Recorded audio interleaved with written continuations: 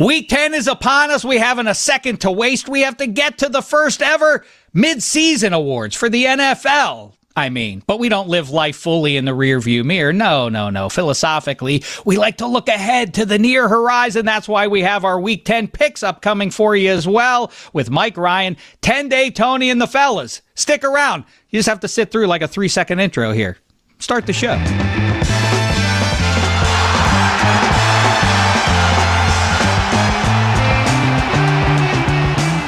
Yes, hi and hello, my fellow football Americans. Welcome to NFL Week 9. Welcome to episode 23 of Football America. We're presented as ever by DraftKings. DraftKings, the crown is yours. We have Mike Ryan and 10-Day Tony coming in here for the midseason awards, NFL style, the first ever awards of their kind on this show and in the history of mankind. Also, we've got the NFL Week 10 countdown, best games of the weekend, who's going to win them and by how much. Did I say at the top of the show NFL Week 9? I think I did, but there's no time to go back now. We're pressing forward. First, let's honor Gino and Mike and Gino Fuentes, the person who wore this episode's number best today. That number is 23, so I think we can have a pretty quick conversation here. I'm going with Mike Jordan. Played for the Bulls, the Wizards. You probably remember him. Anyone else? Who from pro football is the best one? Really, Devin Hester? I guess that's kind of good if you're a fan of the U. He's going to get the Hall of Fame representation there. And isn't Devin Hester? I feel like owns a lot of awards that because of new kickoff rules will never be broken. Am I right about that? Ooh, hot take. I like that. That's probably true. You found a good take after pronouncing his name the way that Scooby-Doo would. Devin Hester. I'm going to wait. Is Christian McCaffrey? Is he 23? Is Christian McCaffrey 23? He's 21. No, 21. Yeah. Is he 21? Is he 21? No, he's 22. He might be 23. Right. 22 or 23? Do you guys he host might a football show? Like, what's wrong with you? What is this? Is what's going wrong in football America. LeBron. Yeah, this is what we do on the show, Mike Ryan. We're getting to you in just one second. We have football expert Draymond Green, Don Mattingly, the late, great Ryan Sandberg, Kirk Gibson, who hit a big home run once way back when. By the way, he wore 23, and he wears 23 for San Francisco. He wore 22 at Carolina. All right, here we go. Let's say hello to our two guests, our two pals, one of whom I just saw down there in South Beach during my visit to the Le Batard Show and the great shindig, Thursday Night Football, and all of that last week. Good times. He wasn't there to say hello to because he was off in Dallas, Texas, which proved to be a bad choice. Mike Ryan, how are you, fella? What's the poop, fella? I'm still not good because of that terrible choice. Yeah, Dallas sucked. Don't go to Dallas because they wore the green pants instead of the orange. It would have been a nice uniform match. It's a better color clash. You don't know what you're talking about, Dave. Come on. Really? Yeah. You like the blue jersey against the green pants? Yeah. Because there's red accents in the SMU uniform. I don't like red versus orange. See, neither does Carson Beck. He usually throws 4 picks when that's the case.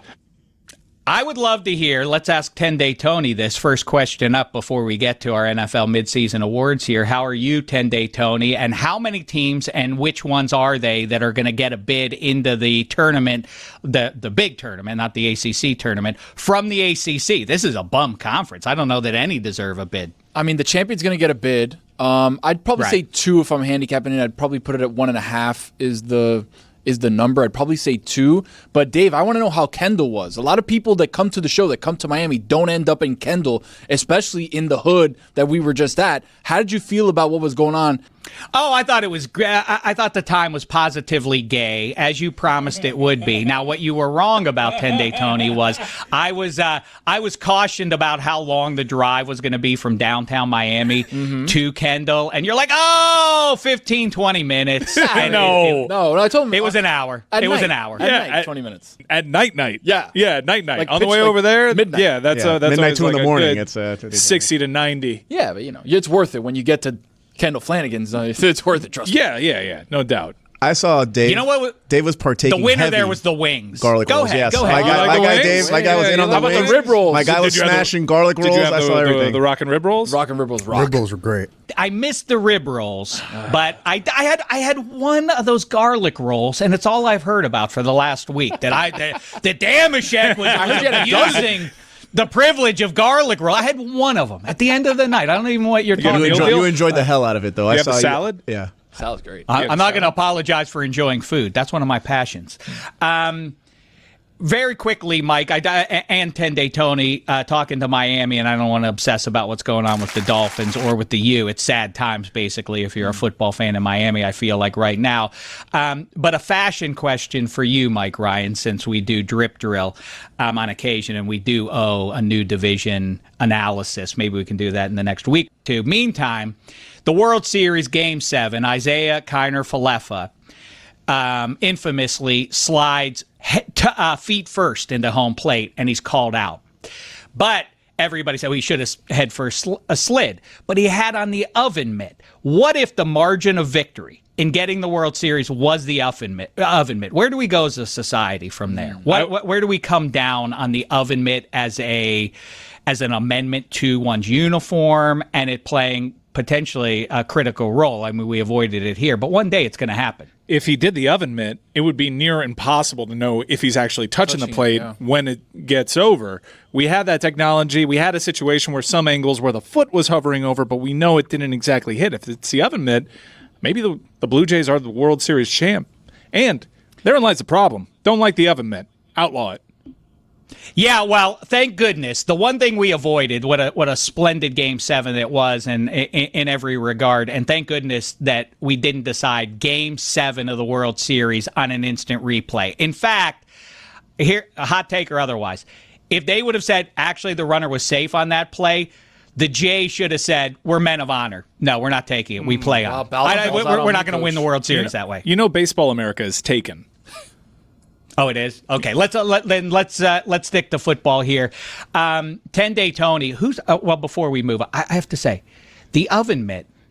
Who decided that this is the height of the technology? What choice do we have? We have to protect our base runners' hands, and the only solution is a giant hamburger helper oven mitt. We don't have other technology that can effectively protect some fingers? We do. In soccer, goalie gloves, they have splints. You have dexterity with the fingers, and you can see them separated. You won't have like the oven mitt issue if they're sliding over. You could see space between them. You just put some splints and padding in the gloves. Have them wear soccer goalie gloves. Okay, better idea for 2026, but the baseball season is wrapped. It wrapped for me, let's be honest, outside of watching a couple of those World Series games about 2-3 months ago. Tende Tony, answer this one for me from a AFC East enthusiast, and you root for the Dolphins. Well, you root for the Patriots, but you are in Miami, and then you see what the Jets just did. Yeah, I take a man of the shield approach. Okay, that's right. Yeah, you need your Rob Lowe lid. Which is the better spot to be in? I was just on with our collective pal Zaslow on his show. Go back and listen to that one. It was a good time. But would you rather be today the Jets, who purged 2 tentpole guys, and really now they have to go back into the market to replace exactly those 2 guys at a cheaper rate, but at least they have all those first-round picks? Or would you want to be the Dolphins, who are in this weird purgatory now? They only deal Jalen Phillips and keep Jalen Waddle and Bradley Chubb and the rest of them. Which is the better spot to be in? Better spot to be in is the Jets, right? You're not saddled with a massive quarterback contract that you don't know if you can get out of. Plus, you don't know if the guy's any good, right? So, let's just start there. That you don't have with Justin Fields. Yeah, you deal a defensive tackle in Quentin Williams. You deal a corner in Sauce Gardner. But, you're hoping that your front office is smart enough to get guys in the first round, second round, and so on and so forth in the draft that can kind of fill those positions you can develop up. The Dolphins right now are just in purgatory of, A, we're not good, B, we're saddled with a bad contract, C, we think we have a lame duck coach, we don't really, who's going to be the GM? There's way more structural, architectural questions that are on the Dolphins side than the Jets side. The Jets is just nail your picks and don't be idiots. Yeah, I think you're right, except the loophole in what you just said is that we assume that the Jets will make good picks, which Correct. We already know. It's a big asterisk.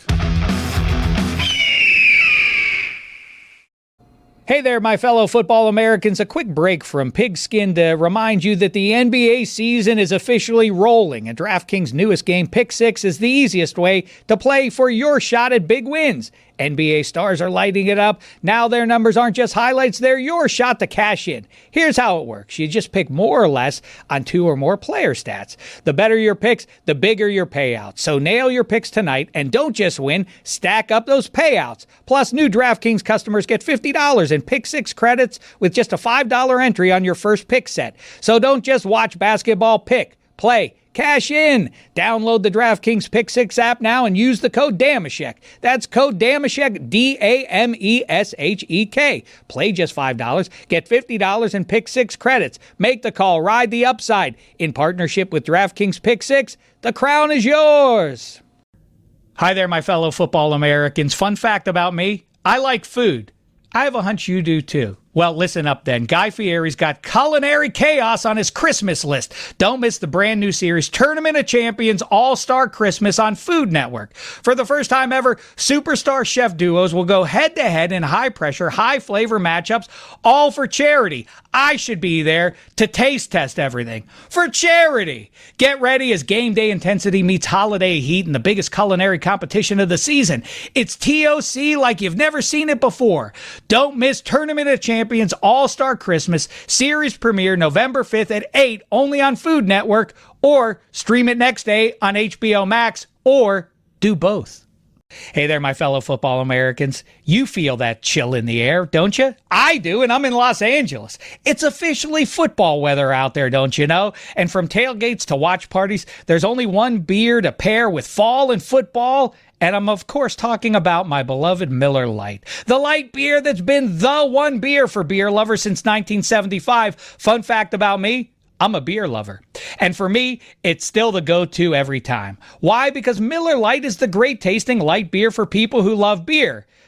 That's me, and maybe you. It's brewed for taste, and simply put, it just hits different. Not too heavy, not too light, the kind of beer you can drink from kickoff to the final whistle without missing a beat. It's that smooth golden flavor that somehow feels like football season. After 50 years, Miller time is and always will be a good time. When the game's on the line and we're all holding our breath, there's comfort in having a Miller Lite in hand. It's part of the ritual, after all. Whether I'm in a crowded bar or kick back on the couch, it's the beer I reach for. It's dependable, like Brandon Aubrey from 68. Miller Lite. Great taste, 96 calories. Go to MillerLite.com FBA to find delivery options near you, or you can pick up some Miller Lite pretty much anywhere they sell beer. It's Miller time. Celebrate responsibly. Miller Brewing Company, Milwaukee, Wisconsin, 96 calories and 3.2 carbs per 12 ounces. Shall we jump into the NFL midseason awards? Of course, you guys are ready to do that, so let's go. Do we have any music, anything like that to play there, Mike or Gino? I'll add it in post. Good. All right, here we go. First award. Wow. I love this tune. Right to it. This is a great song. Right to it, baby. Incredible. This is royalty free? You're kidding me. Hard to believe, right? Can you believe it? We spare no expense in production. We go all the way or not at all. Here we go. First award. Guy who constantly gets mentioned as an MVP candidate, but has zero chance of winning it and probably never had a chance in August and won't have one in January of 2026. I'm going to start with you, Tende Tony. Since I had this take at the beginning of the season, it was just a matter of an injury and this guy getting a chance. It was Daniel Jones. I said at the beginning of the season, if Anthony Richardson, we could just move him out of the way, Daniel Jones could potentially have an MVP season. And he's been doing just that outside of the Pittsburgh game, I want to give it to Daniel Jones. I want to give a second one to Sam Darnold. Two guys that I feel like are playing at an MVP level. Whoa, That's wait. not how this works. That's I not don't how think this you're works. understanding that. Yeah, seriously. They can't have a shot. These at are winning. guys who cannot win. These are guys his who will not answer win. applies because there's no way they're voting Daniel Jones league MVP. Correct. But you can't go and say, I have co-MVPs now. Daniel Jones is your answer. I have co-guys that won't win the MVP. You can't be doing that. Okay, Daniel Jones is my answer. Okay. Is a guy who you think is in the conversation, but you know deep in your balls is never going to win it at the end of the day, especially because I put him in said conversation. Nobody else did. Oh, so it's just me. It's just me talking to myself. I hate this character. No. I'm just saying. It's like victim mentality. I'm just saying it's just me talking to myself. Nobody else has him in the MVP race except me. Nobody has mentioned Indiana He was Jones? first. He was in this case, in this rare instance, Tony was indeed first on Daniel Jones. Well, I mean, Dave Dameshek sat in this very spot. You were first on the Colts. The Colts. Yeah. Yeah. Okay. Well, Well, you were the because I first knew to that they were steal gonna- Tony's take then. Thank you. Congratulations. Thank you. We give first place All medals right. out for that, too. What's your answer, Mike Ryan? Matthew Stafford. I just don't think that's his story. Even though he's deservedly in the conversation throughout his career, this has happened plenty. But I just don't think he's got the makeup. Like, a lot is put on McVay. They put a lot of talent around him. Matthew Stafford is an incredible quarterback, Hall of Famer, but may not presently be the best player on his own team. I can't tell who's better at their job, Matthew Stafford or Puka. Who makes who better? They're both great in my opinion, but I just don't think Matthew Stafford will ever win an MVP. I like that. That's great, and it's funny that you bring that one up because it's the exact reason why no matter what Daniel Jones does, he has no chance of winning the MVP because he shares the backfield with Jonathan Taylor, who people love mentioning in the last 3 weeks. Like, hey, you got to say this, Jonathan. He's got to be an MVP candidate. He does. Yeah, he should be, but he's not because there's no chance that they're going to give it to a running back in the year of our Lord 2025. So let's stop talking about it. Same goes for Jackson Smith and Jigba, who may end up hurting Sam Darnold's case. It's going to be one of the usual. Well, that's why I was saying, like, Josh Allen is the front runner for this award. Yeah, just because all the other guys get penalized for having teams that put good players around them. Yeah. And they have the weird Offensive Player of the Year award, which is just like you're the actual MVP because we only pay attention to the offense because defenders won't actually win this, and you may be the best at your job, but MVP is a quarterback award. Correct. It is the classic having your cake and some pie that these voters get. Like, MVP? No, he's the Offensive Player of the Year. You understand? There's a distinction. Can you explain what the distinction is for everybody? Because it makes no sense. Give me the situation in which it's Daniel Jones as MVP and Jonathan Taylor as Offensive Player of the Year. Give me that situation. One note that is important when people bring up, hey, this guy's having a really good year. You really could make a case for him. Is his team going to, at minimum, win the division? If not, then he has no chance. The stop is like, he's having a good individual year when a guy like Joe Burrow last year. Do you think Joe Burrow was going to win the MVP with a team that was scraping to get into the playoffs? The answer is no. Okay, next one. Speaking of all that stuff, trying to get into the postseason and otherwise, team currently in a playoff position, but won't be by season's end. Mike Ryan, I start with you. I have two nominees here, but I don't want to steal one from Tony, and I saw how we rightfully chastised him for that, so I'm just going to go with the easy one here. Jags presently in the final playoff position in the AFC. I just don't think they end up doing it. I'm a Jags guy. I thought long and hard Hey, about you are? that. Yeah, I'm a Jags guy. I'm not for Duval County stand up. Are you against any team? I guess that's the shorter answer, right? Now Are you you're asking the right any questions. Yeah. Now you're Now asking you know his the bit. right questions. Now you Dave know his bit. Dameshek. The only team or person he's ever shorted in the history of football Is the right one? appears to be Kyler Murray. That one seems to be budding quite nicely, by the way. Well, the real reason the Jags aren't going to make it is because the team right behind them is the Chiefs. Okay, but they have the head-to-head victory. There, Tony got it. Thank you. Pretty smart. So then what's your pick? Is it still the Jags? No, my team that is in a playoff position right now that won't be is the San Francisco 49ers. Yeah, that was my second choice there. You're just banking on the injuries catching up with them? They've navigated them. I just think that they have two better teams in that division, the tough Seahawks division. and the Rams, and there's no way three NFC West teams make it. Why not? That happens all the time. That happens all the time. I know. It happens all the time. Or three teams Happens in in one the division. AFC We had the NFC and even the NFC East. Yeah. We had a year with the Cowboys, Eagles, and Commies. Yeah, no, you're right. I just don't think the 49ers have enough juice. They're doing enough with what they have with McCorkle and with their players, but like Ricky Pearsall, is he ever going to see the field again? We don't know. Like Jawan Jennings has got like the Howard Bryant injury. Yes, He hops out of bed, he tears he's two just quads. always- he's just always Dave, what's hurt. your pick? Well, I mean, if they were to go to a Super Bowl, I would just have to do away with the Jenga theory, which is if you remove the critical piece, the whole thing's going to implode. That would be thrown out the window because they don't have Nick Bosa or Fred Warner, and they're still hanging around. Let's see what happens in the second half of the season. The easy answer is either the Chiefs. No, that's the team that's in a play. I'm talking about. We all the have teams Chiefs. that, We all have Chiefs that are in. presently OLI that are going to be in. Yes, in. Yeah. Tony said it. The Jags, for what it's worth, did beat KC head-to-head, and Baltimore is 2 games back of Jacksonville and Pittsburgh, and obviously Baltimore can overcome that by sweeping the 2 games against Pittsburgh. But Houston is also hovering around. If you look at the way it stacks up in the AFC, there's a gigantic drop-off after the the top 8 all the way down to 3 and 5. Yeah. Houston is not completely finished yet in the wild card chase because they have a head-to-head against the Ravens too. I hear your workshop and all this stuff. Let's settle on most likely. We're not having an NFL playoff without Andy Reid and Patrick Mahomes in it. Yeah. We know this. Correct. I guess the easy answer here is where we started here. The Jags are they did jazz up that roster a little bit at the trade deadline. They're a little bit better. So, okay, let's do the other side of this one and continue where we are here. The team that is currently not in a playoff spot that will be. We already started with the Chiefs. And the answer for me is the Ravens. Like, I think that... Excluding the Chiefs, you're saying? Excluding the Chiefs, but like a team that is not currently there that I think can still win the division is the Ravens, right? Like Dave said it. If they sweep the Steelers coming up in the last little half of the season, like, they're going to win the division. They're going to be in the playoffs. So, like, that for me is what I'm looking at.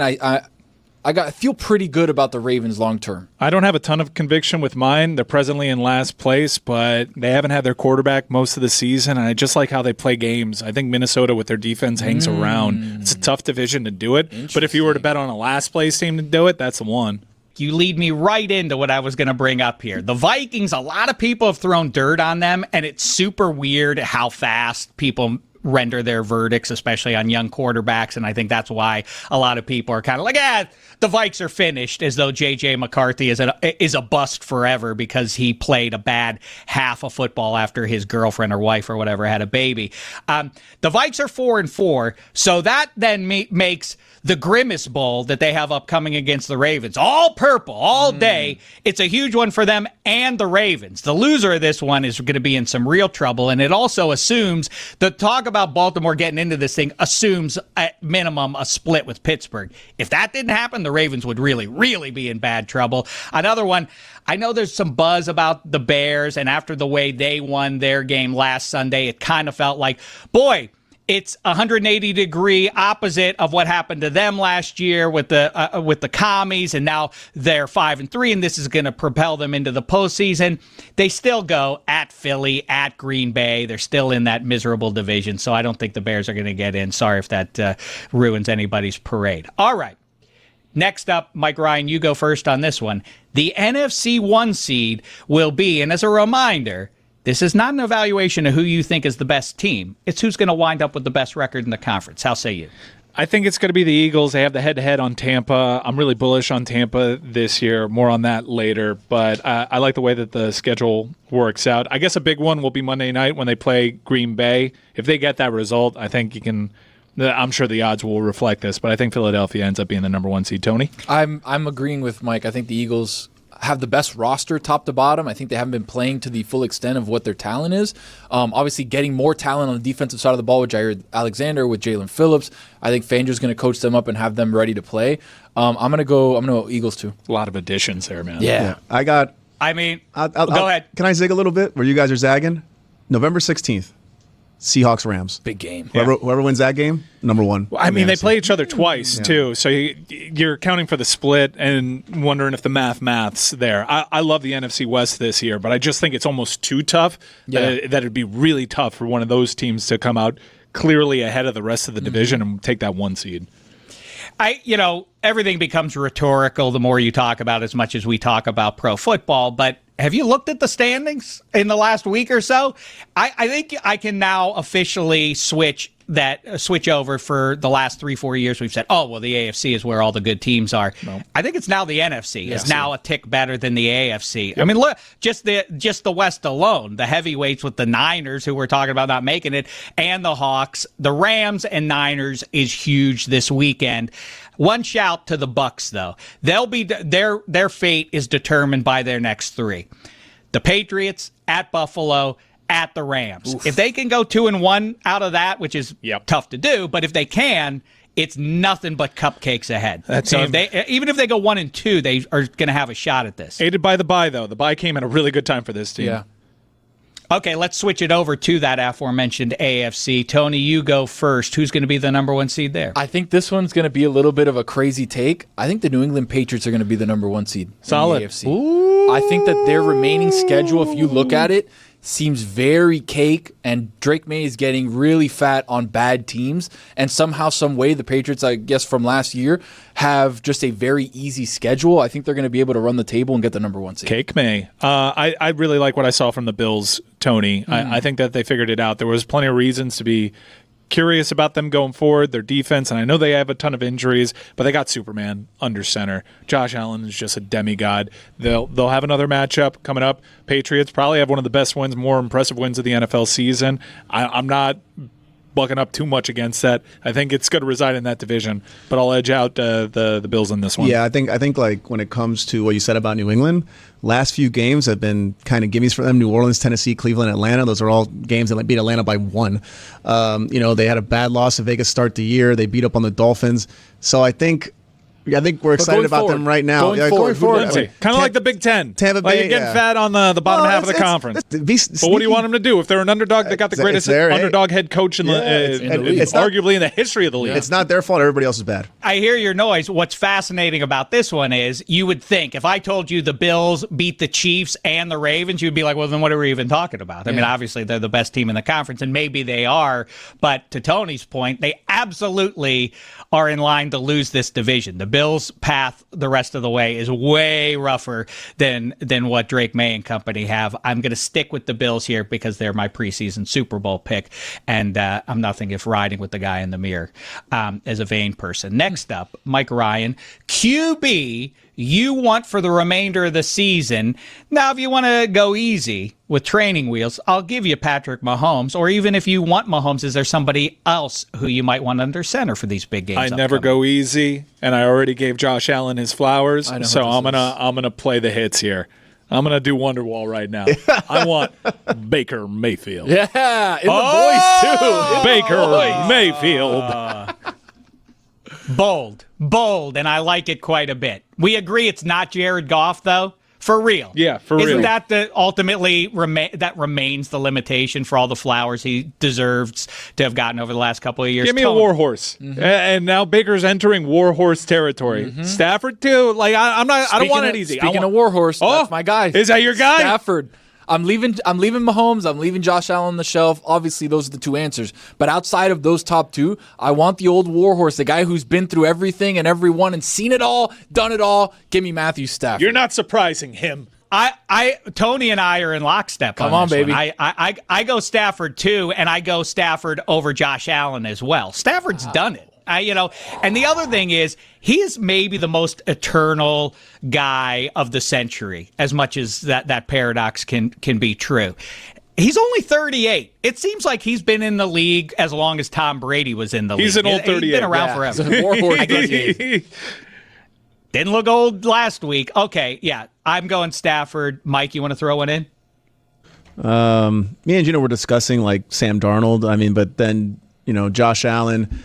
Like I said, Josh Allen's kind of like an easy take, like how Pat would be. So I think, but Gino also likes Stafford. You guys hipsters? The guy who said Baker. Yeah, the guy who said Baker. They went head to head. Yeah, all right. Fine. Okay. They went head to head. How'd that work out? I'm going to be hipper still. A guy who we haven't seen play in at least a month and a half. How about Brock Purdy? Really? I'm not talking about the guy at the trigger. I'm talking about the guy. You don't want Brock Purdy in his ear. You're lying. I like Brock Purdy. You're telling lies. I like Brock Purdy. No, I'm taking Kyle Shanahan. Is what I'm taking. And when I say I take Brock Purdy, it might be Mac Jones or it might be Brock Purdy. I'll take the Niners quarterback. Listen, I hate Jordan Love. I take him over Brock Purdy. Ooh, I don't know about that. Yeah, I don't like Jordan Love at all. I don't know about that. Yeah. Listen, I'm not saying Brock Purdy anywhere in pro football. I'm saying as the quarterback who was handpicked by Kyle Shanahan, who's one of the three OG true bona fide play callers out there. He was the second option. Trey Lance was the handpicked guy. Going deep into the mixtapes right now.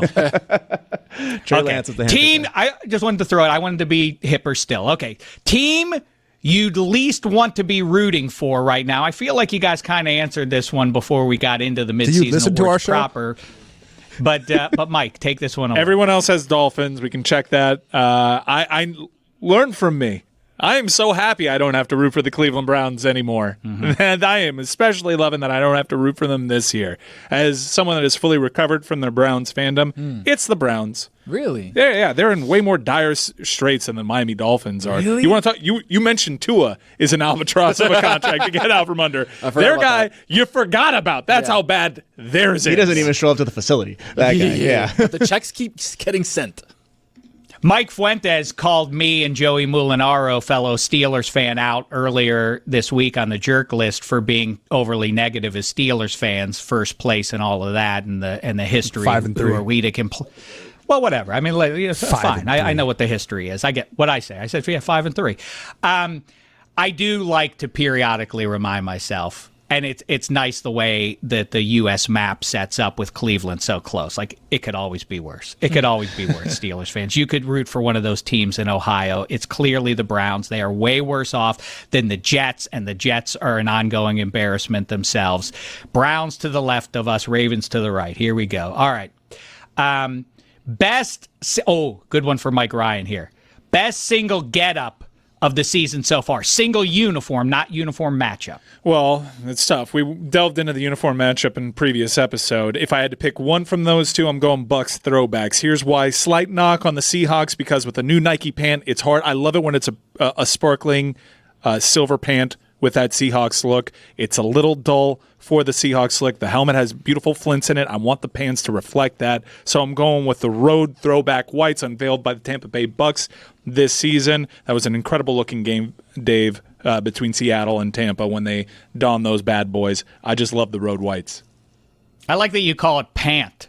Why is it that pants are plural? And it's because you have two legs, but then why is your shirt not plural? You have two arms. Dude, these are things that I ask myself all the time when I'm on 20 milligrams.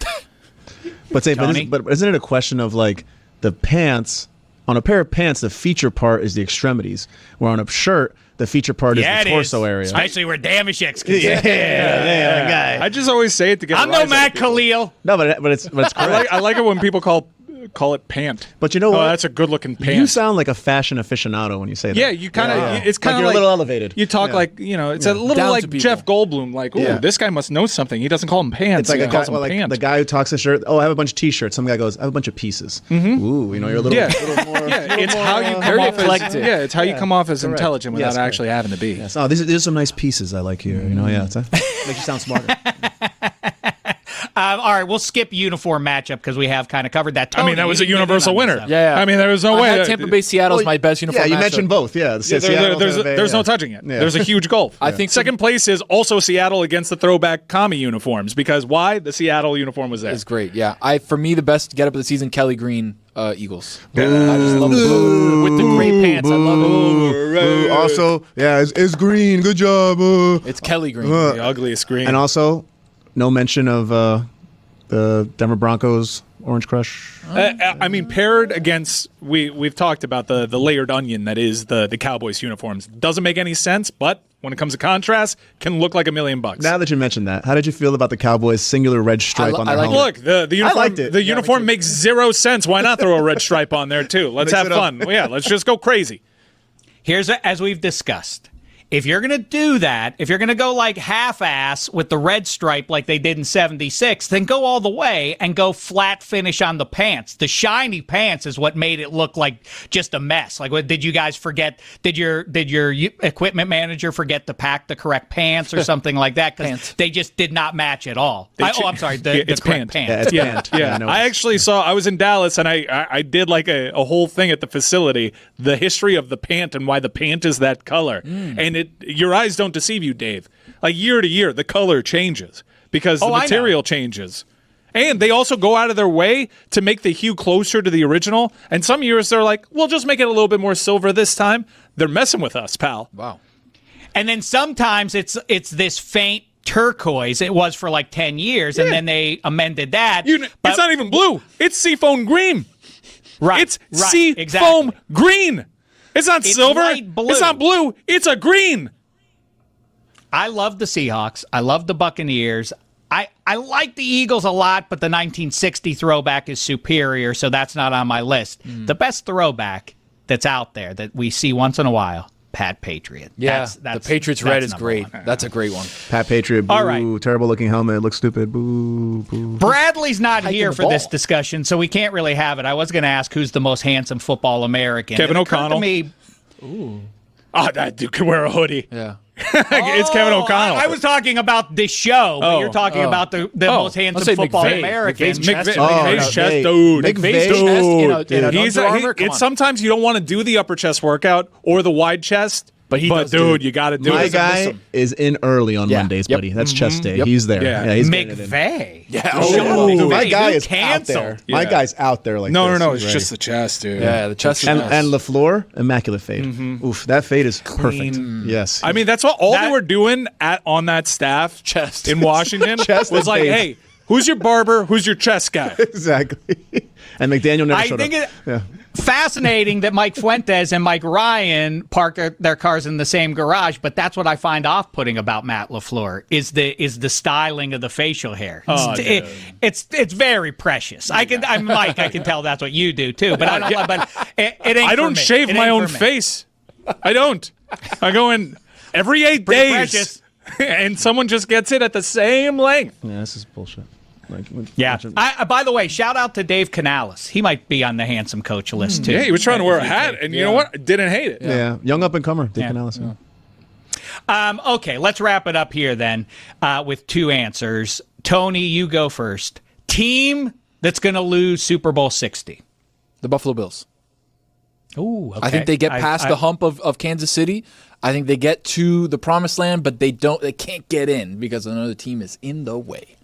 And then how do you feel about that if you're a Bills fan? We did it! We finally killed Thanos! We did it! Roll the end credits. Wait, we still have another game? Oh, now we lost it? What does any of it mean, right?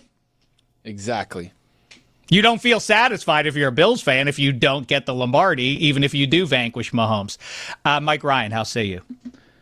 I think the Bucks lose the Super Bowl. Wow. I don't think the Bucks are the 1 seed. AFC champion. But I think the Tampa Bay Bucks make it out of the NFC.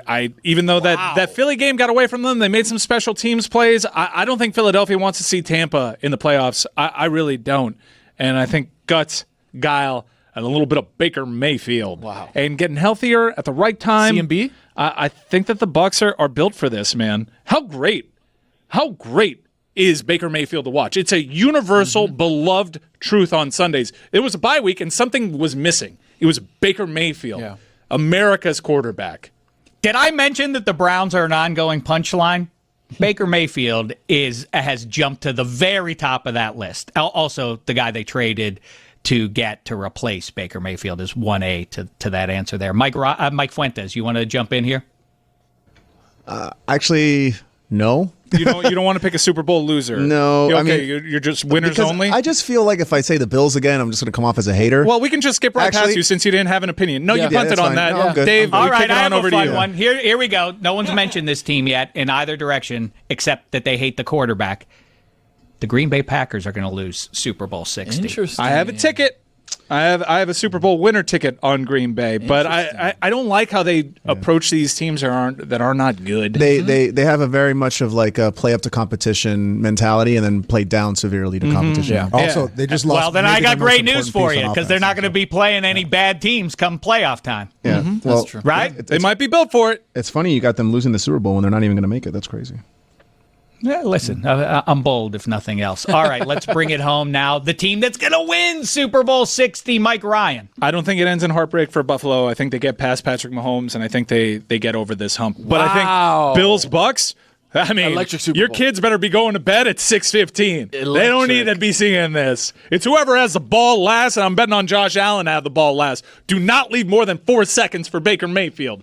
All right, great all-time Super Bowl. I'll be crushed as a Baker backer, but I love the Bills fans. They welcomed Browns fans into their stadium when the Browns left Cleveland. Always a weird little kinship over there by the lake. I want their fans to win this. I love Josh Allen. I love their story. I love their team. Bunch of good guys. I'm rooting for them. Buffalo Bills win the Super Bowl. Wow.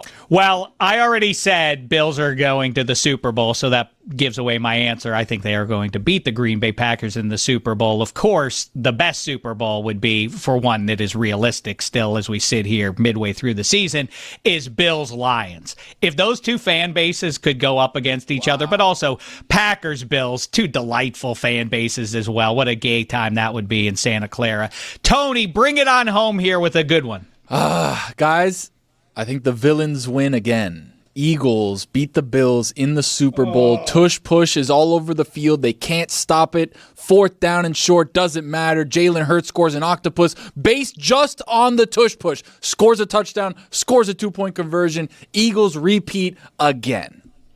And then they throw the tush push out forever. Yes, that's what I was going to say. The sunsetting of the tush push happens on an octopus. Both teams, game-winning drive for Jalen Hurts and the Philadelphia This is the game that makes America really sick of it because both teams can do the tush push. So it's going to be tush pushing back and forth all the way down like the a field. rugby scrum. Yeah, exactly.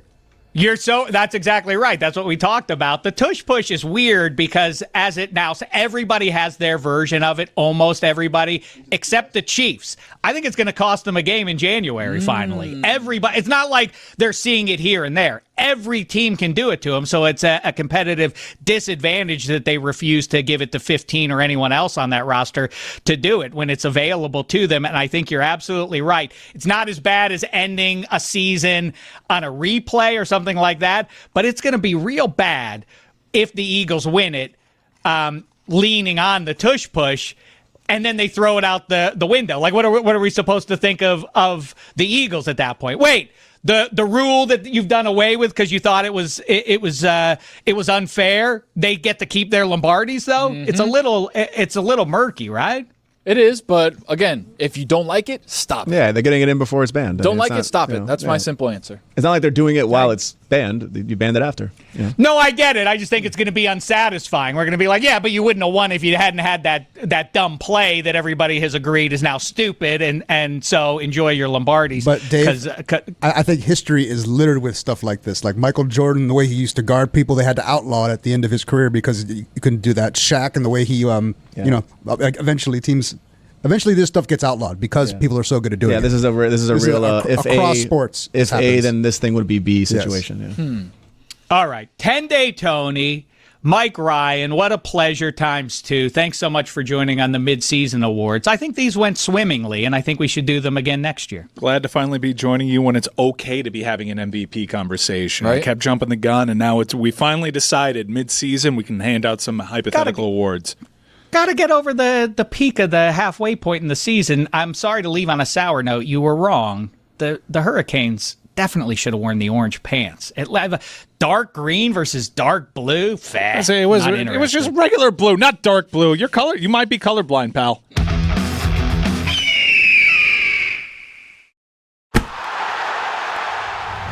Good times there with those awards. Now we press forward with the Week 10 Pick 6, presented as ever by DraftKings. DraftKings, the crown is yours. All right, Gino and Mike and Gino, let's establish our half dozen picks here.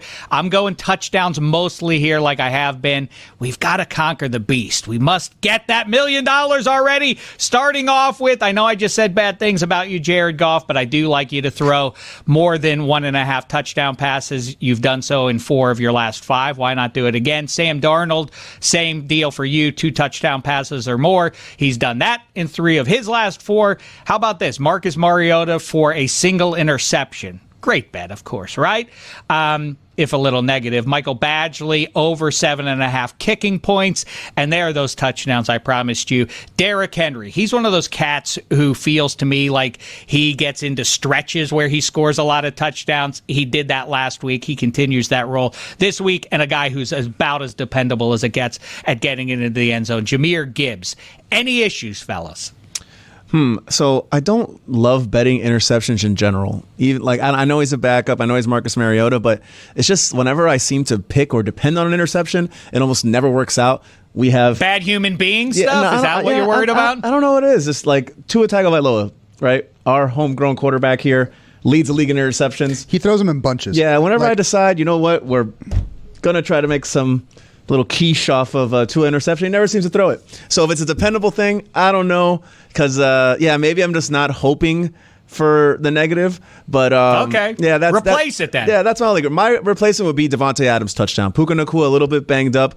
Devontae Adams seems to be a nice red zone target for Matt Stafford. I think he has like 5 in his last 2 games or something like that. Something ridiculous number like that. But I like Devontae Adams to get a touchdown. If Puka's out, then for sure. Yeah, if Puka's out, I'm in. But he has like a rib thing, and I know he plays through that stuff a lot. But even then, it looks like Devontae Adams, along with a whole legion of tight ends, seems to be the red zone target down there for Matt Stafford and the Rams. Don't forget, Shanny owns McVay, man. That has been for their entire head-to-head careers, so you might want to consider that if you're making any wagers on that game. Gino, you want to throw any in there? I like Mike's calling it quiche. Okay. I haven't heard that one. Well, I was going to go James Cook, but they don't have it listed. I don't know if it's because he's questionable or just because it's so obvious, but I'm going to go Josh Allen rushing TD here, and let's take out Badgley because F kickers. Yeah, I'm kind of with you, and it's who knows week to week if they're going to be in the spot where he's swinging the leg. You're I think about that to have Bradley to coming in like a comet through here to be like, oh, what about the kickers? What about the kickers? Every time kickers are mentioned, Bradley comes in like a freight train. We're going to talk about kickers this week. I was surprised there was no one shouting out any kicker in the year of the kicker, actually, when we did the MVPs. All right, let's do game picks. As promised, time now for the Week 10 countdown. We're going to count down the half dozen best games and who's going to win them and by how much. I want to throw one in real quick. I know we don't have time for this, but I'm doing it anyway. I'm surprised the Dolphins are only plus 9.5 against the Bills. How say you, Fuentes, boys? Yes. Shouldn't that number be more like 13? It should be more. Yeah. How come like other teams are getting like 14-point spreads and stuff like that? Dolphins only getting 9.5. That's weird. And the over/under's 50.5.